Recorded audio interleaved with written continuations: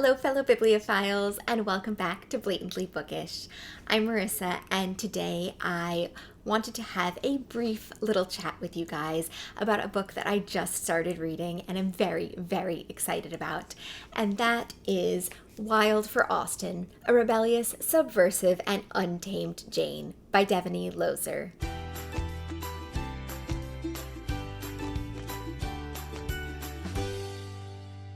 So, Jane Austen July never really ended for me, which might be why I have yet to post a wrap-up.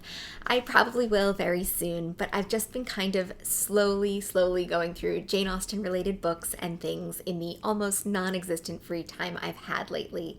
And then I keep starting more, apparently, which is great. So I just started reading Wild for Austen, a rebellious, subversive, and untamed Jane by Devoney Lozer.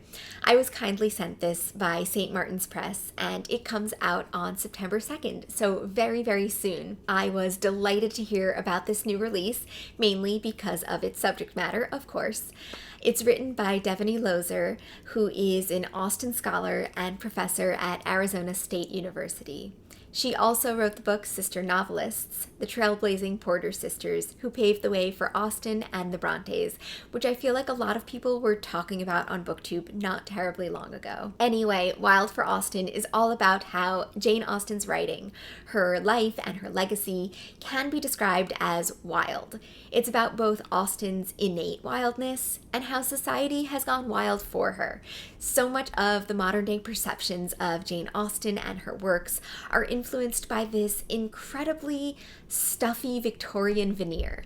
This idea that Jane was a prim and proper, sheltered, innocent spinster.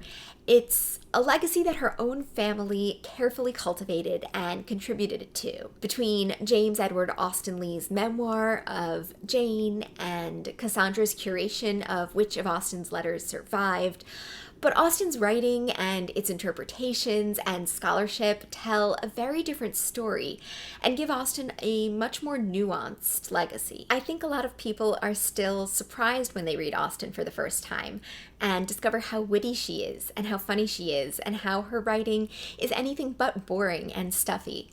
Ever since Austen's death, there have been these competing ideas of who Jane Austen was, and Wild for Austen is all about exposing the wild side of Austen, the true Regency side of Jane that appeals more to a modern audience, and peeling back that Victorian veneer of her life and legacy once and for all. Notably, this book discusses all 6 of Austen's novels, as well as her juvenilia and unfinished fiction, and even her poetry and letters. It has new scholarship on the Austen family's relationship to the abolitionist movement and the women's suffrage movement, and then it promises to go beyond Austen's life and writings into the history of Hollywood adaptations that never came to be, ghost sightings of the author, how her writing has been cited in court, and more. I'm really just at the beginning of this book, and I haven't gotten to all of what it promises yet, but so far I am blown away by the writing style. Lozer has this way of conveying deep and intricate analysis with easy-to-read, light, and humorous prose. She uses phrases that, honestly, I would normally find too colloquial and off-putting in writing, like mic drop and meh and OMG, but then she also shares all of the Oxford English Dictionary's definitions of wild and how they relate to Austen's life and how they're found in her writing. The colloquialisms serve to enhance and bring levity to her scholarly points, and it just really works. It's brilliant, and the way Lozer layers different types of language in her writing is actually kind of reminiscent of the conflicting layers of Austen's legacy and reputation. There's one sentence on the first page that made me fall in love with this book and with Lozer's writing, and I want to share it with you now. One truth about Austen, whether universally acknowledged or not, is that messy, competing versions of who she was have long stuck to her image, like Jell-O or whipped syllabub in a food fight. I think that sentence is genius. It conveys the idea of Austen's legacy as full of competing versions of who she was, while referencing the famous and iconic line from Pride and Prejudice, invoking a historical dessert that some people may or may not have heard of, and of course Jell-O, which is instantly relatable. It does so much with layers of language. It's easily digestible, and it has strong meaning behind it. It's really indicative of the writing in this book, and I just think it's so unique and so wonderful. So anyway, after that sentence, I was hooked.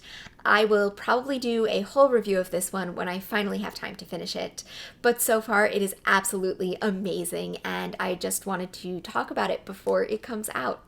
So I'd love to know if you've heard of this book yet, and if you're planning on reading it, in the comments down below. And I'd also love to know, what are you currently reading?